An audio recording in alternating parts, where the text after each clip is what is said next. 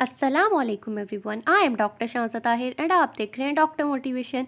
आज की वीडियो के अंदर मैं आपके साथ बात करने लगी हूँ जी फ़िज़िक्स की फ़ॉर्मूला शीट के ऊपर। तो बहुत ज़्यादा मुझे रिक्वेस्ट आई थी बार बार कि हम फ़ॉर्मूला शीट पर बात करें, तो आज की वीडियो के अंदर हम कंप्लीट फ़ॉर्मूला शीट पर बात करेंगे और मैं आपको बेसिक टिप्स एंड ट्रिक्स जो हैं फ़िज़िक्स के वो भी बताऊँगी इस वीडियो के अंदर। अगर आप चैनल पर नहीं हैं तो जल्दी से आपने चैनल को सब्सक्राइब कर देना है।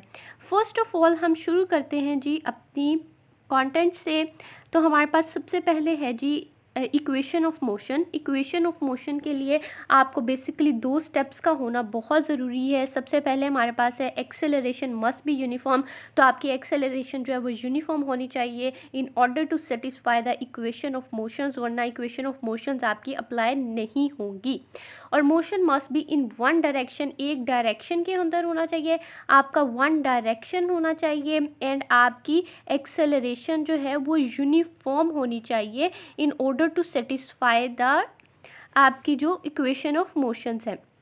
फर्स्ट ऑफ ऑल हमारे पास है जी एक्सेलरेशन। हमारे पास जो होती है जी acceleration is equal to V F, यानी आपकी जो वेलोसिटी फाइनल है, माइनस वी आई, यानी ये आपकी नेट वेलोसिटी बन जाएगी ओवर टाइम। तो ये आपका एक्सेलरेशन का बेसिकली फॉर्मूला है। देन हमारे पास आ जाता है जी, अगर हमने डिस्टेंस फाइंड करना है और हमारे पास इनिशियल वेलोसिटी है, एक्सेलरेशन है, टाइम है, तो हमने कैसे फाइंड करना है? तो S is equal to we I T plus 1/2 A T का स्क्वायर। तो ये वाला फॉर्मूला आपने अप्लाई करना होता है फॉर द डिस्टेंस फाइंड करने के लिए। तो ये आपका सेकंड फॉर्मूला। देन अगर वो कह देता है कि आपने डिस्टेंस फाइंड करना है किसी nth आपका जो पार्ट है उसके अंदर, ठीक है, आपको डिफरेंट वो पार्ट दे देता है। जैसे वो आपको कहता है यहाँ से यहाँ तक का डिस्टेंस है, ठीक है, यहाँ से यहाँ तक एक पार्ट है, यहाँ से यहाँ तक दूसरा है और यहाँ से यहाँ तक तीसरा है। अब वो आपको कह देता है कि आपने थर्ड पार्ट के अंदर डिस्टेंस फाइंड करना है, आपने अब सिर्फ इतना डिस्टेंस फाइंड करना है, आपने सारा डिस्टेंस फाइंड नहीं करना। तो जब आपको वो nth नंबर पर डिस्टेंस फाइंड करने को कह देता है तो तब आपने फॉर्मूला लगाना है एस nth, ठीक है जी, आपका वी आई टी प्लस 1/2 ए और ए के बाद आपका 2n-1। तो ये आपने फॉर्मूला लगाना है nth number of distance find करने के लिए। देन आपके पास आ जाता है जी हमारे पास थर्ड इक्वेशन ऑफ मोशन जो है वो है जी 2as, उसके अंदर वी एफ का स्क्वायर माइनस वी आई का स्क्वायर, ठीक है, ये वाला आपका फॉर्मूला। ये आपकी सारी थी इक्वेशन ऑफ मोशन। अब इसके अंदर क्या है, आपको डिस्टेंस गिवन हो तो आप वी एफ फाइंड कर सकते हैं, ठीक है, आपको डिस्टेंस और वी एफ गिवन है तो आप वी आई फाइंड कर सकते हैं। आपको एक्सेलरेशन गिवन है, आपको डिस्टेंस गिवन है, आपको वी एफ गिवन है, आप वी आई फाइंड कर सकते हैं। आपको V I V F given है, आपको डिस्टेंस गिवन है, आप एक्सेलरेशन फाइंड कर सकते हैं। इस तरह से आपको जो भी तीन क्वांटिटीज़ दी होंगी आपने उसके अकॉर्डिंग अपना फोर्थ जो क्वांटिटी होगी वो फाइंड आउट कर सकते हैं। ठीक हो गया, ये थी आपकी इक्वेशन ऑफ मोशन और ये अप्लाई हो रही थी जस्ट जब आपका यूनिफॉर्म एक्सेलरेशन हो और जब आपका वन डायरेक्शन मोशन हो। नेक्स्ट पर हम आ जाते हैं जी, बहुत इंपॉर्टेंट आपके एमसीक्यूज़ हैं। ये एक आपके पास एक बॉडी है और ये आपके पास एक बॉडी है, ठीक है। v1 जो है वो भी हमारे पास नॉन ज़ीरो है, यानी वो मोशन में है इस डायरेक्शन में, और v2 जो है वो भी हमारे पास नॉन ज़ीरो है, वो भी हमारे पास मोशन में है। ठीक हो गया, ये v2 है, ये भी हमारे पास नॉन ज़ीरो है, और जो v1 है वो भी हमारे पास नॉन ज़ीरो है। ठीक हो गया, तो तब आपका फॉर्मूला क्या होना है, आपका m1 is equal to m2, यानी आपका मैथ सेम है। देन आपका v1 dash is equal to v2, यानी ये जाके जिस वेलोसिटी से फाइनल से उसको टकराएगा that is equal to the v2, ठीक है, और v2 dash is equal to the v1। तो ये आपने बातें याद रखनी है, दीज आर इम्पॉर्टेंट। इसके बाज़ वो सिनेरियो बना के एमसीक्यूज़ देता है तो आपको ये आना चाहिए। उसके बाद हमारे पास एक और उसने जो सिनेरियो दिया हुआ है उसमें उसने कहा है कि हमारे पास एक मैस m1 है और एक मैस m2 है। जो मैस m1 है उसकी वेलोसिटी v1 नॉट ज़ीरो है और जो हमारे पास v2 है वो ज़ीरो है। तो अब हमारे पास m1 is equal to m2 है। अब हमारे पास क्या होगी, जो वेलोसिटी जिस वेलोसिटी से जाके ये वाली बॉल, ठीक है, ये वाली उसने अब ज़ीरो कर दी है, v2 हमारे पास ज़ीरो है, ठीक है, जिस वेलोसिटी से जाके ये उसको टकराएगा, ठीक है, v1 डैश यानी जो होगी, ठीक है, वो हमारे पास ज़ीरो होगी, और जो हमारे पास v2 डैश होगी वो इज़ इक्वल टू v1 होगी, क्योंकि इसकी वेलोसिटी उस पर ट्रांसफ़र हो जानी है। ठीक है, तो ये बातें आपने याद रखनी है, छोटी छोटी ये MCQs इंपॉर्टेंट है। उसके बाद जी वो आपको दे देता है हमारे पास एक और सिनेरियो है जी, उसके अंदर वो कह देता है कि ये आपके पास है जी एक बड़ा मैच है, आपके पास एक बड़ी बॉल है और एक आपके पास छोटी बॉल है, ठीक है जी। एक आपके पास छोटी बॉल है और एक आपके पास बड़ी बॉल है, ठीक हो गया। इसका मैस m1 है और इसका m2 है। m2 जो है वो बड़ा है देन m1। इसकी वेलोसिटी जो है वो v1 जो है वो नॉन ज़ीरो है और इसकी वेलोसिटी जो है v2 हमारे पास ज़ीरो है। अब जो v1 डैश होगी वो हमारे पास क्या होगी, ये जाके इसको टकराएगा और ये इतना बड़ा मैस है कि वो उस पर कुछ काम नहीं कर सकता, वो रिवर्स हो जाएगा। तो ये इज़ इक्वल टू -v1 हो जाएगी और जो v2 डैश है वो ज़ीरो ही रहेगी क्योंकि वो मूव नहीं कर पाएगा। तो ये बातें आपने याद रखनी है, ठीक हो गया। उसके बाद अगला वाला सिनेरियो देखिए जी, हमारे पास क्या है, हमारे पास अब m1 बड़ा है और m2 छोटा है। m2 की वेलोसिटी अगेन ज़ीरो है और m1 की जो है v1 वो नॉन ज़ीरो है। अब वो जाके जब हमारे पास m1 वाला जाके टकराएगा एक छोटी बॉल के साथ, ठीक है, तो वो हमारे पास v1 डैश जो होगी वो v1 के इक्वल होगी। इसकी जो कंप्लीट वेलोसिटी होगी वो v1 के इक्वल हो जाएगी और जो इसकी वेलोसिटी होगी छोटी वाली बॉल की वो v2 डैश जो होगी वो डबल हो जाएगी क्योंकि इसका मास जो है उसके डबल के इक्वल है, तो हमारे पास वेलोसिटी जो है वो डबल हो जाएगी। तो ये चारों जो सिनेरियो हैं बहुत इंपॉर्टेंट है आपके MCQs के लिए, आपके कॉन्सेप्ट के लिए। आपने इनको अच्छे से कॉन्सेप्ट लेना है चारों का, ठीक हो गया जी। उसके बाद हमारे पास आ जाता है जी मोमेंटम एंड इम्पल्स के कुछ फॉर्मूले हैं हमारे पास। Force is equal to delta P over delta T, ठीक है। Force is equal to momentum over time, ठीक है, mvf minus mvi over T, ठीक है, ये सेकेंड लॉ है हमारे पास। उसके बाद इम्पल्स अगर कर देते हैं हम तो f इंटू टी आ जाता है। देन हमारे पास second law of motion f is equal to ma है और उसके बाद हमारे पास force is equal to k(q1 over r square भी होता है, ये हमारे पास हमने कूलम्स लॉ में पढ़ा है। एंड वो k की value 1/4 pi in epsilon not भी होती है, तो वो 4 पाई एप्सिलॉन नॉट उसने लगा दिया है हमारे पास। उसके बाद law of conservation of momentum क्या होता है हमारे पास, m1 v1 m2 v2 is equal to m1 v1 dash m2 v2 dash, तो ये भी आपने देख लेना है, ठीक है। ये थे हमारे पास कुछ फॉर्मूलाज मोमेंटम एंड इम्पल्स के। देन हमारे पास आ जाता है जी इलास्टिक कोलिजन। इलास्टिक कोलिजन के अंदर आपके पास v1 प्लस v1 डैश है, v2 डैश प्लस v2 है। हमारे पास इलास्टिक कोलिजन एक ऐसा कोलिजन होता है जिसमें हमारे पास इनिशियल और जो फाइनल होती है वो ऑलमोस्ट सेम होती है, ठीक है। तो ये जो दो फॉर्मूलाज है ना v1 डैश और v2 डैश के, आपने इनको ज़रूर याद करना है, ये इंपॉर्टेंट है।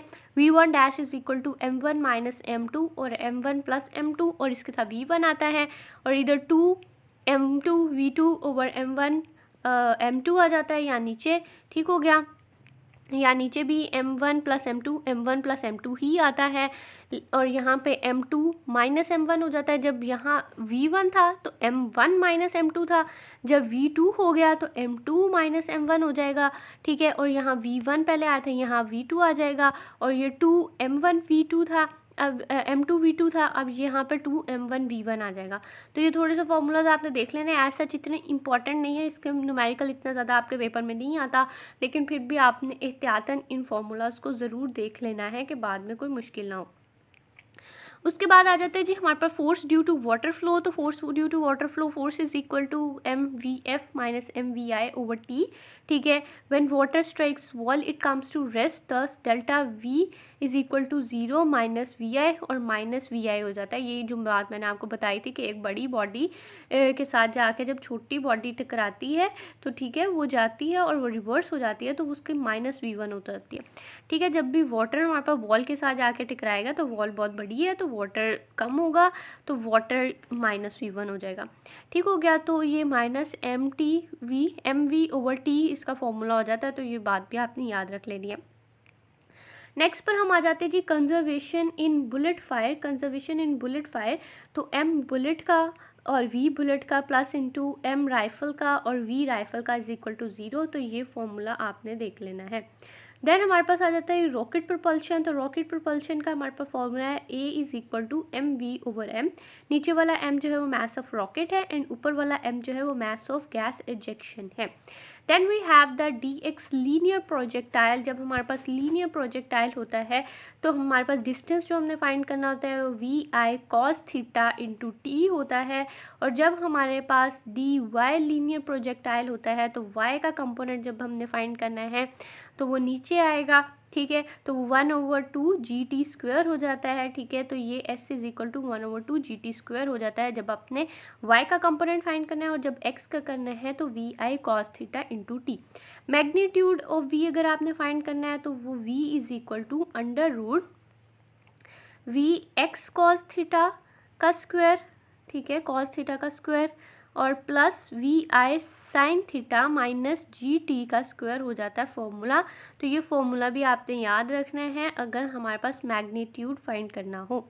उसके बाद है जी angle of V with horizontal. तो अगर एंगल हमने फाइंड करना होता है हॉरिजॉन्टल के साथ तो हमेशा टैन थीटा होता है, और टैन थीटा हमेशा हमारे पास वाई ओवर एक्स कंपोनेंट होता है। तो वी एफ वाई और वी एफ एक्स कंपोनेंट, तो ये बातें हमने याद रखनी है। Then we have the next formula जो हमारे पास है जी हाइट का फॉर्मूला हमने कैसे निकाला है, हमने 2as v f square minus we I square यानी थर्ड इक्वेशन ऑफ मोशन से निकाला हुआ है। तो ये h is equal to v square sine square theta over 2g। तो ये फॉर्मूलाज आपने याद रखने हैं, ये आते होते हैं पेपर में। टाइम कैसे है, टाइम का फॉर्मूला भी आपने याद रखना है, इंपॉर्टेंट है। टाइम हमने सेकेंड इक्वेशन ऑफ मोशन से निकाला है तो 2vi साइन थीटा ओवर जी है। रेंज आपने देख लेनी है, तो रेंज आपने r is equal to we I square sine 2 theta जी है। Then we have the range और हाइट का थोड़ा सा आपने कंपैरिजन किया हुआ है, that is so important, one of the most important thing, ठीक है जी। आर टैन थीटा, ठीक है जी, R tan theta is equal to 4h, ठीक है। रेंज जो है वो हमारे पास टैन थीटा के 4 हाइट के इक्वल होती है। जब हमारे पास ये वाला जब थीटा हमारे पास 45 डिग्री होता है तो हमारे पास रेंज मैक्सिमम हो जाती है। रेंज मैक्सिमम हो जाती है जब हमारे पास टैन थीटा जो है वो 45 डिग्री होता है और 4h के इक्वल हो जाती है, यानी हाइट का 4 टाइम्स हो जाती है। और जब हमारे पास यही वाला थीटा 76 डिग्री होता है, जब आपके पास 76 डिग्री होता है तो range is equal to height हो जाती है। तो बाद औकात में MCQs कह देते हैं आपको कि किस एंगल पर range is equal to height है या किस एंगल पर रेंज मैक्सिमम है, तो ये बातें आपको आनी चाहिए। नेक्स्ट देख लेते हैं जी, हमारे पास वर्क का है, work done W is equal to f d. तो एफ डी कॉस थीटा होता है, और आपके पास थीटा अगर 90 माइनस थीटा हो तो तब आपके पास एफ डी साइन थीटा आ जाता है, ठीक है। तो ये बातें आपने याद रखनी है। अगर हमारे पास कांस्टेंट फोर्स है, अगर आपके पास वेरिएबल फोर्स है तो आपने एफ कॉस थीटा लगाना है। अगर आपके पास वर्क डन अगर ग्रेविटेशनल फोर्स के साथ हो रहा है बाय ग्रेविटी तो माइनस mgh, और अगर अगेंस्ट ग्रेविटी तो प्लस mgh। ये बातें इंपॉर्टेंट है, याद रखनी है। पावर आपने याद रखनी है, power is equal to W over t, work done by time. Work done हमारे पास एफ डी होता है तो f d cos theta over time भी हो सकता है। तो ये एग्जैक्ट फॉर्मूला बस पावर का, power is equal to W over t, मेरे MD कैट में आया था, बस उन्होंने पूछा हुआ था पावर इज इक्वल टू और W ओवर टी लिखा हुआ था। तो ये आपके आसान MCQs भी हमेशा आपके पेपर में आ जाते होते हैं, तो आपने ये सारी जो लिस्ट है अपनी बनानी है साथ साथ। उसके बाद है जी हमारे पास पावर जो ग्रेविटेशनल की वजह से है तो mg ओवर टी है। अगर पावर आपकी लिक्विड के लिए है तो आपके अंदर v डेंसिटी और उसके बाद gh ओवर टी आ जाता है, ये आपका वाटर के लिए है। देन पावर एज वेलोसिटी तो p is equal to vf आ जाता है, ये भी पावर का फॉर्मूला बहुत इंपॉर्टेंट है, हमने याद रखना है। Then energy, kinetic energy and momentum आ जाता है। तो काइनेटिक एनर्जी आपके पास 1/2 pv होती है, तो ये आपने याद रखना है। मोमेंटम और v की आ जाती है इक्वल मोमेंटम और kinetic energy. Then kinetic energy and potential energy आ जाता है, तो आपने टोटल एनर्जी दोनों का सम होता है, और फिर उसके बाद आपने इसको इस तरह से ड्राइव कर लिया। देन हमारे पास आ जाता है जी percentage change of kinetic energy and MV reaction, अगर वो आपको दे, दैट इज़ सो इम्पॉर्टेंट कि परसेंटेज चेंज वो अगर आपसे पूछ ले कि कितने % चेंज हो रही है वो मोमेंटम के, तो आपने ये फॉर्मूला लगाना है। देन हमारे पास आ जाता है जी सर्कुलर मोशन। सर्कुलर मोशन में हमारे पास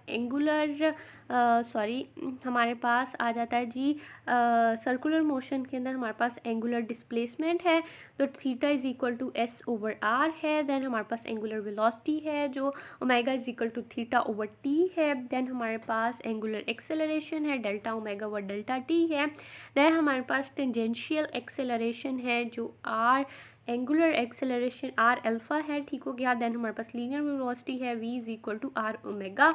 ये सारे फॉर्मूलाज बहुत इंपॉर्टेंट हैं, छोटे छोटे फॉर्मूलाज के साथ ना हमारे पास न्यूमेरिकल आ जाता है आपका बाजुकात, तो आपने ये सारे फॉर्मूला की लिस्ट बनानी है साथ साथ।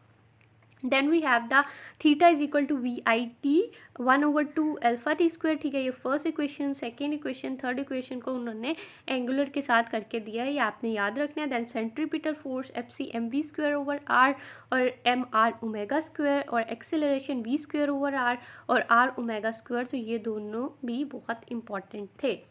देन हमारे पास आ जाता है जी वेलोसिटी इन अ सर्कल, तो ये बहुत इंपॉर्टेंट है, मैं आपको बताती हूँ कैसे है।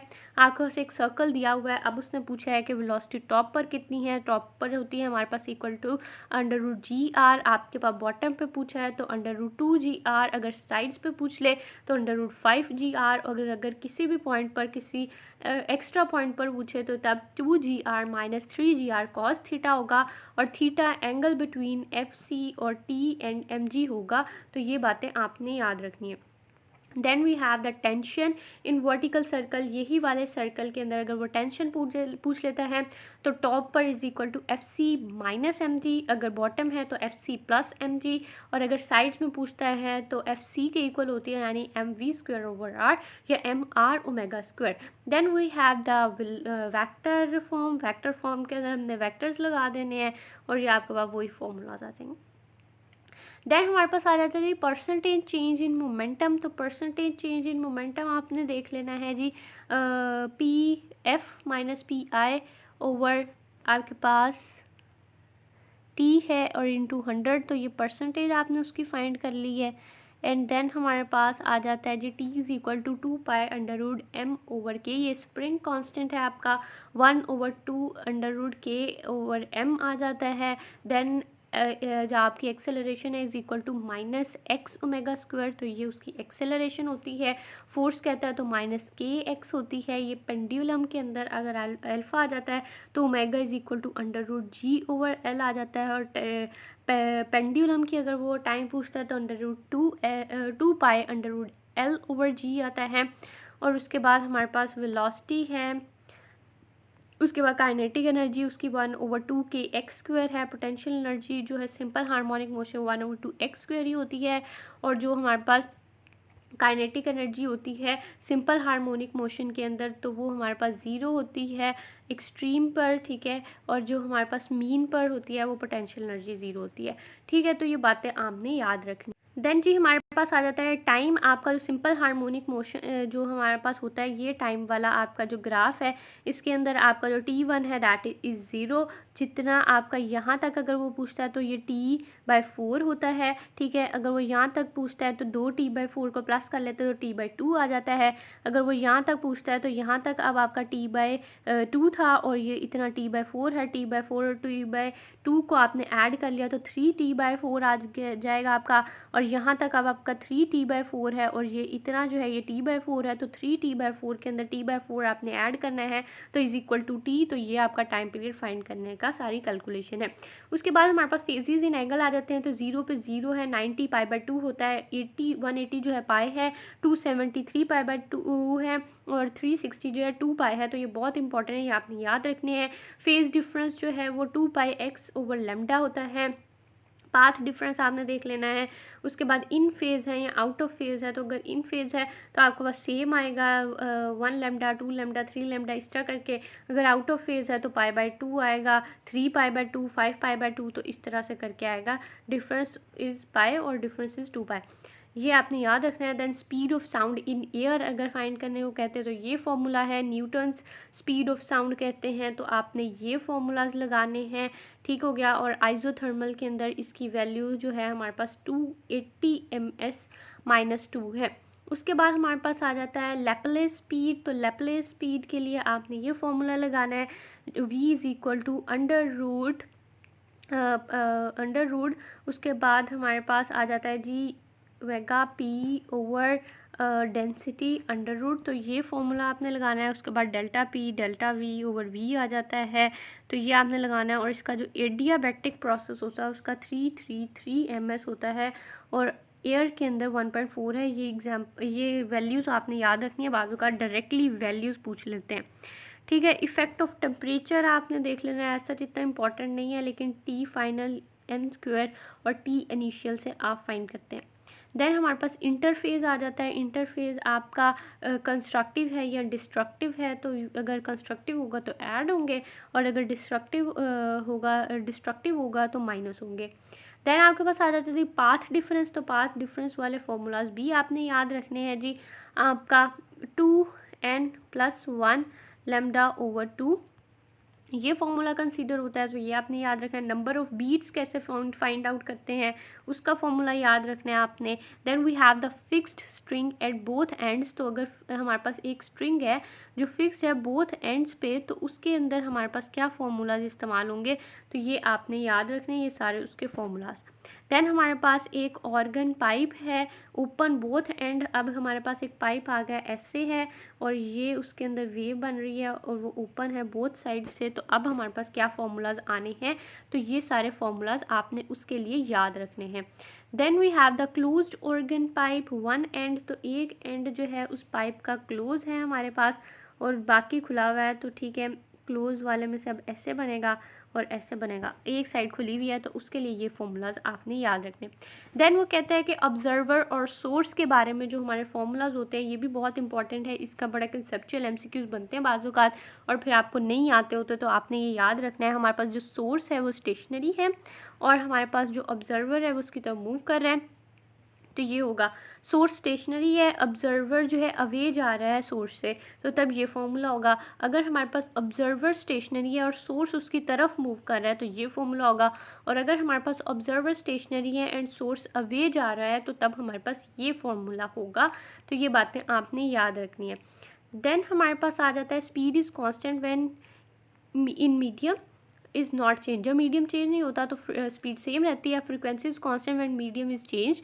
फ्रीक्वेंसी कॉन्स्टेंट रहती है अगर मीडियम चेंज होता है। ये आपने वी याद रखने हैं। सेम फ्रीक्वेंसी और सेम डायरेक्शन इंटरफेस और स्लाइट डिफरेंस एफ और सेम डायरेक्शन ऑफ बीट्स होती है और सेम फ्रीक्वेंसी ऑपोजिट डायरेक्शन और स्टेशनरी वेव्स बनती हैं। तो ये कुछ इंपॉर्टेंट बातें आपने याद रखनी है। ये हमारे पास कंप्लीट पेज है, अगर आपने स्क्रीनशॉट लेना है तो आप ले सकते हैं। आपके पास अगर स्प्रिंग फोर्स है तो आपने हुक्स लॉ लगाना है। एक्सेलरेशन के लिए आपने ये फॉर्मूला, एंगुलर फ्रीक्वेंसी के लिए आपने ये फॉर्मूला, डिस्प्लेसमेंट के लिए आपने ये फॉर्मूला, वेलोसिटी के लिए ये फॉर्मूला लगाना है। एक्सेलरेशन का आपका ओमेगा स्क्वायर एक्स है। टाइम पीरियड के लिए हमारे पास ये सारे फॉर्मूलाज हैं। पोटेंशियल एनर्जी के लिए 1/2 x नॉट स्क्वायर होता है। देन वर्क डन के आपके कुछ फॉर्मूलाज हैं। वर्क डन के फॉर्मूलाज आपने देखने हैं जी। ये हमारे पास सारे वर्क डन के फॉर्मूलाज हैं। देन हमारे पास फर्स्ट लॉ ये दिया हुआ है। उसके बाद isothermal process P1 V1 is equal to P2 V2 यानी बॉयल्स लॉ, और ये उसका ग्राफ बनाया हुआ है, ठीक है। हमारे पास डेल्टा U जो है वो 0 है हमारे पास, और ये आपके पास आ जाता है। ये आपके पास आइसोथर्मल प्रोसेस है। देन आपके पास एडियाबैक्टिक प्रोसेस के अंदर जो है हमारे पास Q is equal to W आ जाता है। इसके अंदर हमारे पास delta Q is equal to W plus delta U आता है, तो W is equal to minus delta U। तो ये हमारे पास एडियाबैटिक प्रोसेस में होता है। Then we have the molar specific heat of the volume. ये बहुत इंपॉर्टेंट है, ये आपने याद रखना है। इसका MCQs मेरे पेपर में आया था। उसके बाद molar specific heat constant pressure के लिहाज से, और उसके बाद डेरिवेशन है हमारे पास CP minus CV is equal to R। ये वाला जो फॉर्मूला था ना, ये आया था मेरे पेपर में, तो ये बातें आपने याद रखनी है, ठीक हो गया। ये उसको सारे को ड्राइव करके हमारे पास आ जाता है CP minus CV is equal to R, ठीक है। सबसे ज़्यादा वर्क डन हमारे पास आइसोबैरिक में होता है, फिर हमारे पास आइसोथर्मल में, और फिर हमारे पास एडियाबैटिक में। आइसोकोरिक में हमारे पास 0 होता है और V कांस्टेंट रहती है। उसके बाद हमारे पास CP is greater than CV होता है 10, omega is always greater than 1। तो ये बात भी आपने याद रखनी है, ये MCQs है आपके पास, ठीक हो गया। तो ये थे हमारे पास सारे शॉर्ट फार्मूलाज की एक लिस्ट। ये हमारे पास पार्ट 1 था। पार्ट 2 जो है मैंने नेक्स्ट वीडियो के अंदर डिस्कस करती हूँ। That is all from my side. अगर आपका कोई क्वेश्चन हो तो आप मुझे कमेंट डाउन कर सकते हैं। Thank you so much.